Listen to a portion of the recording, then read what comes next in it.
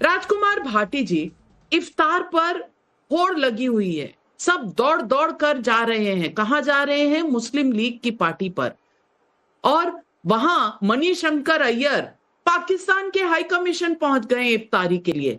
राम मंदिर जाने का किसी को समय नहीं है। एकदम भर्त्सना कर दी थी आपने उस प्राण प्रतिष्ठा की, और क्या क्या नहीं कहा था। मृत्यु कोम महाकोम कहने वाले इफ्तारी के लिए बहुत जल्दी चले जाते हैं। ये राजकुमार भाटी जी, हिंदुओं से, सनातन से इतनी नफरत क्यों है?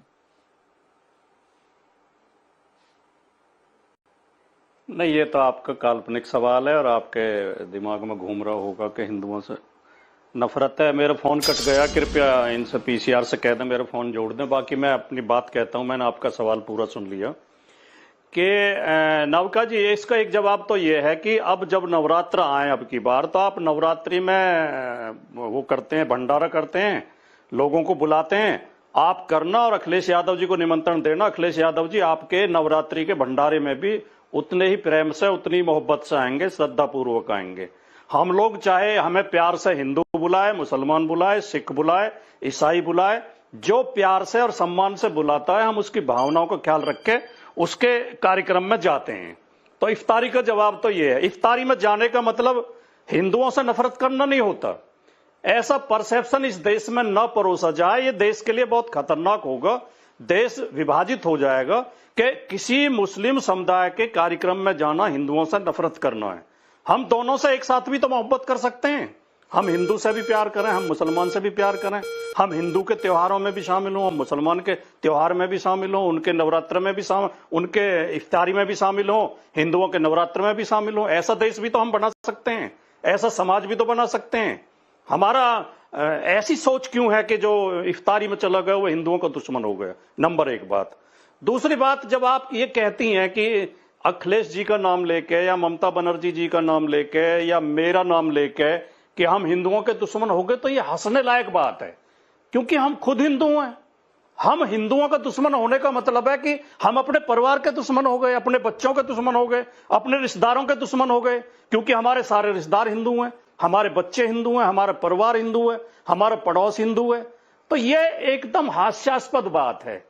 लेकिन सवाल असली ये है नाविका जी, ये क्यों हो रहा है? ये इसलिए हो रहा है कि उत्तर प्रदेश में अभी पुलिस भर्ती का रिजल्ट आया है। ओबीसी और एससी के साथ खुली बेईमानी की गई है। ओबीसी की सीटें रोक रोक कर ओबीसी की कट ऑफ ऊपर है और ईडब्ल्यूएस की कट ऑफ नीचे है। यानी ईडब्ल्यूएस ओबीसी कम नंबर पाके सेलेक्ट हो रहा है। यही शिक्षक भर्ती में हुआ था।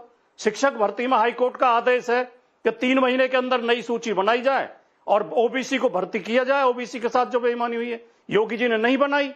तो ओबीसी और एससी इस अन्याय की तरफ से नजर न करे, इस अन्याय के खिलाफ न बोले, इस सरकार की पोल न खुले, इसलिए हिंदू मुसलमान के सवाल उठाए जा रहे हैं, रोज उठाए जा रहे हैं, नए नए सवाल देखिए, पहली बात मैं स्पष्ट कर दूं, राजकुमार भाटी जी ने कहा किसी के शादी ब्याह की दावत या कार्यक्रम की दावत और रोजा अफ्तारी में अंतर है।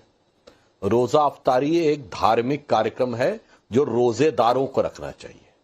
मैं विनम्रता से पूछना चाहता हूं, जितने लोग इसमें बैठे हुए दिख रहे थे, इसमें रोजेदार कौन था?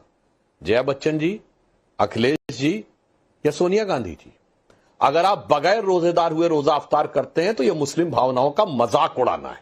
जैसे कोई, आपने कहा कि नवरात्र आने वाली हैं, तो जो नवरात्र रखता है वो कन्या खिलाता है आखिरी दिन।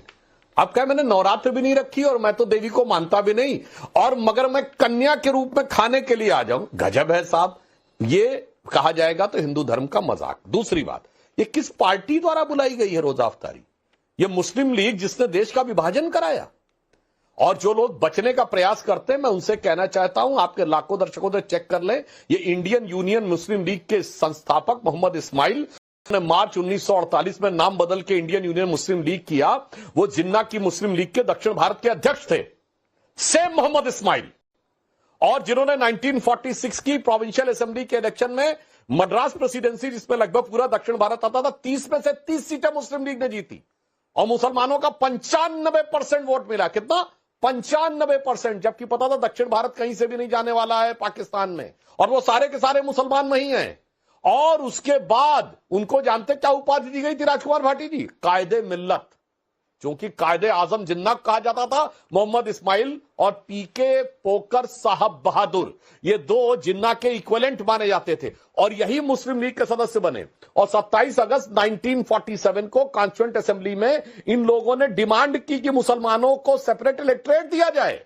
झल्लाकर सरदार पटेल ने कहा कि आप सब ने पाकिस्तान के पक्ष में वोट किया था, एक रात में आपका दिल बदल गया, ये मैं नहीं मानता। और ये बात सरदार पटेल ने 3 जनवरी 48 को कलकत्ता के अपने भाषण में भी कही। उन्होंने कहा मगर फिर ये अब ये मत कहो कि अलग चाहिए। उन्होंने कहा छोटा भाई बड़ा भाई, छोटा भाई बड़ा भाई देख के हम बहुत भुगत चुके, ये सरदार पटेल ने कहा। तो कहा आप देश के लिए क्या कर सकते हो ये बताओ। उस मुस्लिम लीग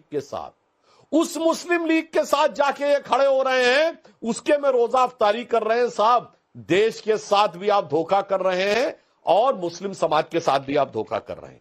इसलिए मेरा सीधा सवाल आपसे यह था कि ये बताइए, अभी जब आप ये कहने का प्रयास करते हैं तो साहब आप कहते हैं कि नहीं वो हिंदू वाले में तो जाने में ये है, वो समस्या है, फलाना है, ढिमाका है, ये है, वो है, परंतु यहां पर आपको नजर आता है। इसलिए, और मैं एक और बात बता दूं दर्शकों को, ये मुस्लिम लीग वो मुस्लिम लीग है जिसने हमास का भी समर्थन किया था। और मैं दर्शकों को एक और बात बता दूं, हमारे ये सारे साथी लोग सुन लें, ये लोग कहते हैं ना कि साहब वो सो कॉल्ड बाबरी मस्जिद मंदिर बना दिया गया तो ओरिजिनल रहना चाहिए। अब सुनिए, हाइगा सोफिया मस्जिद जो कि टर्की में है, इस्तांबुल में, ओरिजिनली चर्च था, किंग जस्टिनियन ने बनाया, उसके बाद उसको मस्जिद बना दिया गया। उसके बाद इसमें कमाल अतातुर्क के जमाने में उसे एक स्मारक बना दिया गया और उसे फिर बनाया गया मस्जिद। और मुस्लिम लीग, यही इंडियन यूनियन मुस्लिम लीग ने ऑफिशियल समर्थन किया। मेरे भाई एक स्टैंड अप में बता दो। Sing us around again. Hold tight, get ready to begin.